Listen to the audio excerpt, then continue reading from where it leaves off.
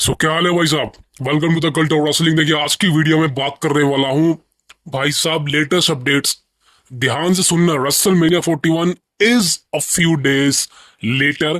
करीबन भाई 10 दिन रह चुके हैं और आपको रेसल मीनिया 41 देखने को मिलने वाला है 20 से 21 अप्रैल। 2 दिन होने वाली है। सुबह 5:30 बजे नेटफ्लिक्स पर लाइव होएगी। इसके अलावा कहीं और भी आप उसको नहीं देख सकते। अपने दिमाग की बत्ती खोल लो, ये बात समझ लो। अब देखिए भाई, सबसे पहले बात करता हूँ केविन ओवेंस के बारे में। देखिए Kevin Owens is out of action due to injury. और मैंने कहा था आपको ये इंजरी लंबी है बिकॉज ये नेक की इंजरी है। और गर्दन पे जब कोई चोट लग जाती है या कोई इंजरी हो जाती है तो भाई करियर ओवर हो जाता है। आप एज को देख सकते हैं, आप बिगी को देख सकते हैं, आप स्टोन कोल्ड को देख सकते हैं। चलो एज ने तो किसी तरह से भाई रिकवरी करके 10 सालों बाद रिटर्न किया। बिगी का अभी कुछ कह नहीं सकते। स्टोन कोल्ड का तो पता ही है भाई, उसका तो एक तरह से करियर ही खत्म हो गया था। अब बात करें केविन ओवेंस की, सेम कंडीशन लग रही है। लेकिन यहाँ पे एक खुशखबरी जो है केविन ओवेंस के फैंस के लिए वो ये है, जो केविन ओवेंस की ये इंजरी है वो ज्यादा खतरनाक नहीं है। ये शुरुआती है, इसको रिपेयर करके रिकवरी की जा सकती है। और केविन ओवेंस अब आपको देखने को मिलने वाले हैं कब? डेट सामने आ चुकी है। केविन ओवेंस आपको देखने को मिलने वाला है अगले साल रॉयल रंबल के अंदर। जी हाँ दोस्तों, रॉयल रंबल के आसपास आपको केविन ओवेंस का रिटर्न देखने को मिलने वाला है। आई थिंक रॉयल रंबल में हो जाना चाहिए बिकॉज वहां पे 30 मेंस रॉयल रंबल होता है। केविन ओवेंस को अनाउंस कर दिया जाएगा, केविन ओवेंस रिटर्न करके आ रहा है। लेकिन यहां पर दोस्तों मैं अपना कुछ प्रिडिक्ट करना चाहूंगा, मैं अपनी कुछ मांग रखना चाहूंगा। भाई अब जबकि केविन ओवेंस रिटर्न करेगा, मैं चाहता हूं केविन ओवेंस एक अलग ही तरीके से रिटर्न करे अपना। वो केविन ओवेंस नहीं जो अब तक चल रहा है। मैं ये नहीं कह रहा केविन ओवेंस खराब है, मैं ये नहीं कह रहा केविन ओवेंस फ्लॉप है, अच्छा रेसलर नहीं है, अच्छा एंटरटेनर नहीं है। मैं बिल्कुल भी ऐसा नहीं कह रहा। केविन ओवेंस कुछ भी करे वो बवाल होता है। लेकिन मैं चाहता हूं, जबकि अब केविन ओवेंस रेसल मीनिया को मिस कर रहा है, बल्कि उसका मैच कंफर्म था, मैं चाहता हूं कि केविन ओवेंस अब जब भी रिटर्न करे, अपना अगले साल करे या उसके बाद करे, मुझे नहीं फर्क पड़ता। लेकिन मैं चाहता हूं कि केविन ओवेंस अपना एक अलग ही रूप दिखाए। सबसे पहले तो भाई मैं कहना चाहता हूं केविन ओवेंस को अपनी फिजिक पर काम करना पड़ेगा। देखिए बहुत से लोग एक्सेप्ट ना करें इस मेरी बात को, लेकिन मैं सही कहना चाहता हूँ भाई, अगर केविन ओवेंस ने अपनी फिजिक को ठीक कर लिया ना भाई, सही कहना चाहता हूँ, ये बंदे को टाइटल से कोई दूर नहीं रख पाएगा। और केविन ओवेंस जिस तरह से काम करता है उसको टाइटल देना कंपलसरी है। अभी तक केविन ओवेंस ने भाई लास्ट जो वर्ल्ड टाइटल जीता था 2016 में जीता था, तब से लेके आज तक केविन के पास कोई वर्ल्ड टाइटल नहीं आया। मैं चाहता हूँ केविन ओवेंस अपना एक नया रूप लेके आए, नई फिजिक लेके आए। और भाई फर्क नहीं पड़ता कुछ भी करे, भाई केविन ओवेंस का एक नया खतरनाक वाला रन हमको देखना है। भले ही उसका आखिरी रन हो, लेकिन भाई क्लियर बोलता हूँ, केविन ओवेंस अगर मेरी बात सुन रहा है भाई, केविन ओवेंस तू जब भी रिटर्न करे भाई, एक अपना एक अलग ही कैरेक्टर, अलग ही फिजिक लेके आ, जिसको देख के सही में भाई फैन शो हो जाए। सही कहना चाहता हूँ भाई। अब दोस्तों बात करता हूँ नेक्स्ट अपडेट के बारे में। देखिए मैंने आपसे कहा था आज स्मैकडाउन का एपिसोड हुआ, और as you know the main thing is क्या क्या हुई स्मैकडाउन के एपिसोड में, सारी चीजें आपको बताना चाहता हूँ। सबसे पहले तो भाई एक मेन, मतलब कि मैं ज्यादा तो नहीं बोल पाऊंगा, लेकिन इसके बारे में यही कहना चाहता हूँ भाई, जॉन सीना, मैंने कहा था आपको जॉन सीना स्मैकडाउन के एपिसोड में आएगा बिफोर रेसलमेनिया। आई थिंक वो वीडियो जिसने देखी होगी आपको पता ही है। मेरी प्रिडिक्शन एक लेजेंड लेवल की होती है। लेकिन भाई अभी फिलहाल जो है मैं सिर्फ ये कहना चाहता हूँ, जॉन सीना आने वाला है लास्ट स्मैकडाउन के एपिसोड में बिफोर रेसलमेनिया। अब देखिए मैच है John Cena versus Cody Rhodes. क्या होने वाला है मैच में? अब देखिए ब्रोल ब्राल मारपीट मेरे को नहीं लगता ये होगी, बिकॉज ये मैच के लिए बचाई जा चुकी है। अभी तक इन दोनों ने सिर्फ एक क्रॉस रोड मारी है। मेरे ख्याल से जॉन सीना को यहाँ पे अपर हैंड मिलना चाहिए। जॉन सीना ए मार सकता है कोडी रोड्स को, या कोडी रोड्स दोबारा से क्रॉस रोड मार सकता है। भाड़ में गया सब कुछ। लेकिन एक बात कंफर्म बता दूं, रेसलमेनिया 41 के अंदर जॉन सीना कंफर्म है। ये मैं आपको लिख के दे सकता हूं भाई। चैनल बंद कर दूंगा, वीडियो बनानी बंद कर दूंगा अगर जॉन सीना हार गया। जॉन सीना बनने वाला है 17 टाइम WWE चैंपियन। भाई लिख के दे रहा हूं, लिख लो। कल्टो पर्सनैलिटी, कल्टो रेसलिंग हमारी प्रिडिक्शन है, कंफर्म स्पॉइलर बता रहा हूं। जॉन सीना बनने वाला है undisputed WWE champion in the main event of WrestleMania 41। John Cena के फैंस हो भाई, ये ट्रेजर है आपके लिए। सीना के फैन हो, आपके लिए गोल्डन मोमेंट साबित होने वाला है। फाइनली सीना बनने वाला है चैंपियन, बिकॉज भाई ये पूरा साल जॉन सीना को डेडिकेट किया गया है, I think that is a biggest thing. But John Cena अपने हील, जो उसका हील कैरेक्टर है, मैं चाहता हूँ उसको और भी खतरनाक बनाए, उसको बवाल मचा दे भाई, ताकि फैंस हेट करें उसको बुरी तरह से भाई, लेकिन मजा आ जाए। That is the biggest thing. अब दोस्तों बात करना चाहता हूँ एक छोटी मोटी कहानी की। ये कहानी क्या है, बहुत से लोग कह रहे हैं भाई, एक्स पर तो, जो ट्विटर है उसकी बात कर रहा हूँ, वहां पर तो भाई लोग पागल हो गए। लोग कह रहे हैं कि भाई पॉल हेमन सथ रोलिंस को ज्वाइन करने वाला है। मंडे नाइट रो के एपिसोड में देखा था आपने, जिस तरह से मेन इवेंट के अंदर सीएम पंक पे स्टोम पर मारी रोलिंस ने, एंड देन फिर पॉल हेमन पे मारने जा रहा था, लेकिन बचाव कर दिया पॉल हेमन का, मारी नहीं मतलब एक तरह से, फिर बोला कि now this is the favour that I want from you.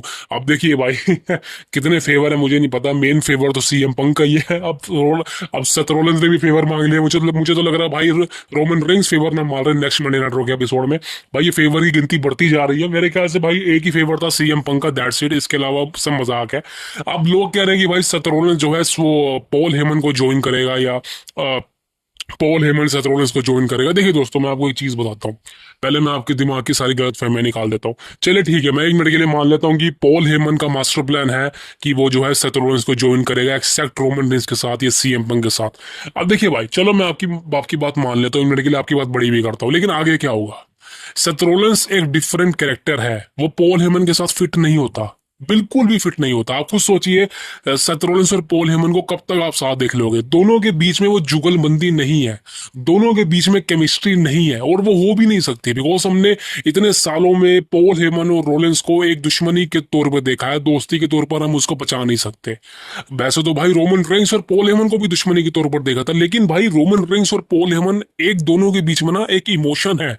वो इमोशन हमको रसल मीनिया 31 में ही देखने को मिल गया था, जब पॉल हेमन और रोमन रेंस की फर्स्ट सेगमेंट हुई थी रो पर, 2015 की बात बता रहा हूँ। वहीं पर जब पॉल हेमन रोमन को वार्निंग देते हैं ब्रॉक लेसनर के अगेंस्ट, भाई वही हमको केमिस्ट्री दिख गई थी कि पॉल हेमन रोमन रेंस के साथ काम करना चाहता है, वो हमको दिख गई थी। लेकिन सेथ रोलिंस के साथ हमको ऐसा कुछ दिखा नहीं है, तो वो चीज अच्छी नहीं हो सकती, और फ्यूचर नहीं है इन दोनों का, फ्यूचर नहीं है। आप सोच रहे हैं कि भाई इनकी इनकी इनकी केमिस्ट्री चला देंगे एक साल, भाई नहीं होने वाला। बिकॉज जैसा मैंने कहा, सेथ रोलिंस के लिए कोई अपोनेंट नहीं है, और सेथ रोलिंस जो है ना, भाई बड़े मैच में ही अच्छा कर सकता है, छोटे अपोनेंट के अगेंस्ट उसको अच्छा काम नहीं दे सकते।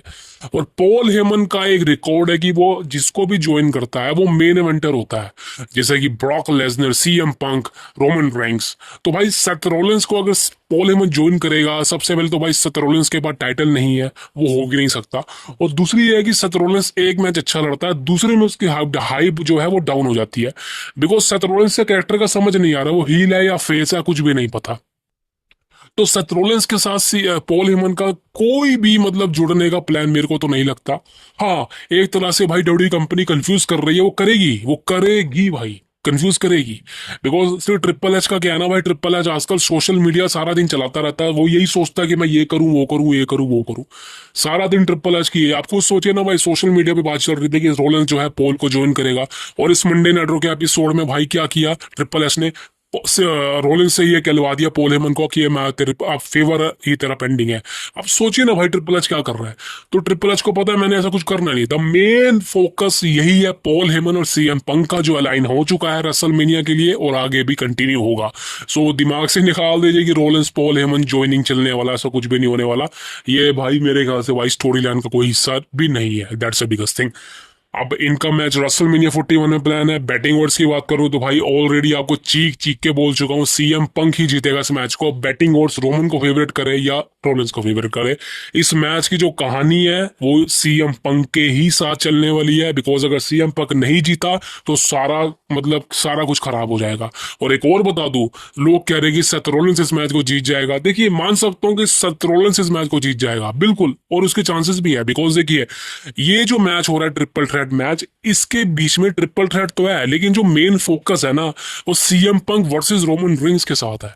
सीएम पंक रोमन रेंस का ही मैच होना था रेसलमेनिया के अंदर, लेकिन सेथ रोलिंस के लिए अपोनेंट नहीं था, इसलिए उसको इस मैच में घुसाड़ दिया गया। जो मेन फोकस है ना वो पंक और रोमन रेंस के साथ है, बिकॉज पॉल हेमन बीच में इंक्लूड है। सेथ रोलिंस तो भाई एक समझ लीजिए बस वो एक समय काट रहा है बस, वो रेसलमेनिया के बाद अलग हो जाएगा। तो हो सकता है कि डब्ल्यूडब्ल्यूई कंपनी जो है वो सेथ रोलिंस को ही विजेता बना दे इस मैच में, पॉल रोमन रेंस किसी तरह से इस मैच को हार जाए, सीएम पंग इस मैच को हार जाए, रोलिंस मास्टरमाइंड निकले, वो इन दोनों में किसी को एक को पिन कर दे और चलता बने भाई। हो सकता है भाई, मैं नहीं कह रहा नहीं हो सकता, बट द मेजर टॉपिक ये है कि भाई सीएम पंग और रोमन रेंस आपस में ही भिड़ेंगे, मेन उनके बीच में ही लड़ाई है, तो रोलेंस फायदा उठा के इस मैच को जीत सकता है। लेकिन अगर बैटिंग ओवर्स की बात करूं, द मोस्ट फेवरेट की बात करूं, तो भाई सीएम पंग इस मैच को जीतने वाले हैं। उसके बाद समर स्लैम के अंदर सीएम पंग वर्सेस रोमन रेंस का मैच होगा, ये बात कंफर्म बता देता हूं, that is the biggest thing. अब दोस्तों बात करना चाहता हूं एक और चीज के बारे में, this is a very controversial, ये है शार्लेट फ्लेयर वर्सेस ट्रिफनी स्ट्रैटन। अब देखिए ये मैच की हाइप बढ़ चुकी है कब से, जब से लास्ट वीक शिकागो के अंदर शार्लेट फ्लेयर ने ट्रिफनी के अगेंस्ट जो प्रोमो दिया था वो अनस्क्रिप्टेड था, और ट्रिफनी ने भी भाई गुस्से में पता नहीं क्या क्या बोल दिया। एंड देन फिर उसके बाद शार्लेट फ्लेयर ने सोशल मीडिया पे बोला कि भाई Chicago fans I am sorry मैंने चीजें बोली, लेकिन मुझे बिल्कुल भी पछतावा नहीं है। तो भाई शार्लेट फ्लेयर पूरी हील बन चुकी है, मैंने कहा था भाई वो हील ही चल सकती है। और अब बैटिंग ओवर्स की बात करूं तो भाई देखिए, अगर बैटिंग ओवर्स की बात करूं तो वो कभी शार्लेट के फेवर में आ जाता है, कभी ट्रिफनी आ जाता है, लेकिन मैं आपको एक चीज कंफर्म कर दूं, इस मैच में फ्लेयर नई चैंपियन बनेगी, कोई चांस ही नहीं है फ्लेयर के हारने के, बिकॉज फ्लेयर एक बड़ी सुपरस्टार है और फ्लेयर की वजह से ही आगे की स्टोलन चलने वाली है। ट्रिफनी को कोई देखना नहीं चाहता, वो बच्ची है अभी, उसका वो मौका ही नहीं आया कि उसको चैंपियनशिप दें आप। तो भाई शार्लेट फ्लेयर कंफर्म है, जिस तरह से फ्लेयर के पास मोमेंटम है और जिस तरह से उसको गोट दिखाया जा रहा है, तो भाई फ्लेयर ही जीतने वाली है इस मैच को, बनने वाली है new champion, that is the biggest thing. अब दोस्तों बात करना चाहते हैं कंट्रोवर्शियल चीज की, एंड आप ध्यान से सुनना। अब ये है ट्रिपल एच को लेके और निक खान को लेके। अब देखिए कुछ हफ्तों पहले खबर आई थी कि जो निक खान है वो ट्रिपल एच से खुश नहीं है, जो निक खान है वो ट्रिपल एच की बुकिंग से खुश नहीं है। अब देखिए हुआ क्या है, देखिए बात मैंने आपको, जैसे मैंने आपको रिसेंटली बताई कि जो ट्रिपल एच ना भाई, वो सोशल मीडिया फैंस की सुनता है। वो जैसा आपको पता ही है भाई, पहले क्या होता था डब्ल्यूडब्ल्यूई कंपनी में, फैंस की नहीं सुनी जाती थी, विंस मैकमैन का दिमाग में जो चीजें होती थी वो वही करता था, वो फैंस की नहीं सुनता था।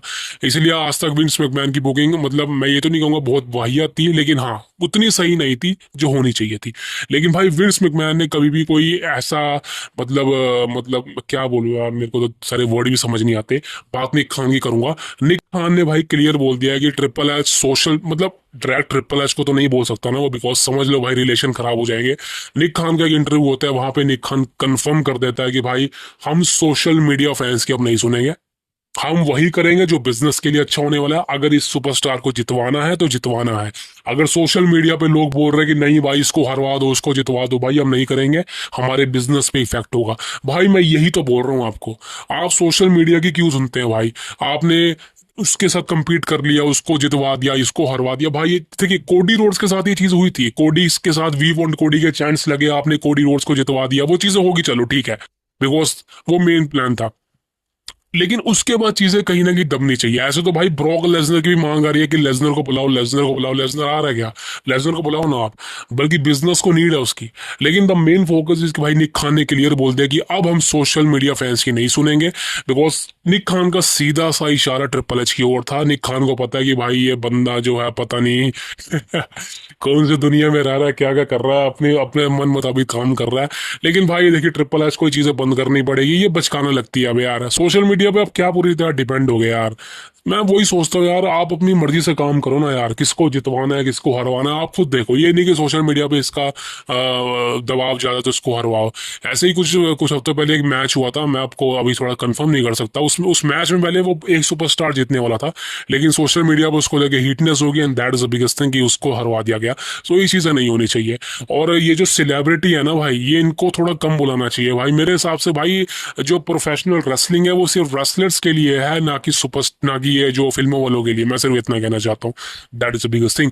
और दोस्तों रेसलमेनिया वीक चल रहा है, वीडियो हर रोज लेके आने वाला हूँ। I am sorry, I am little, मतलब गैप हो गया था, but now I'm continuing regular every day, so please subscribe it, The Cult of Wrestling, and I will see you tomorrow. Thank you very much.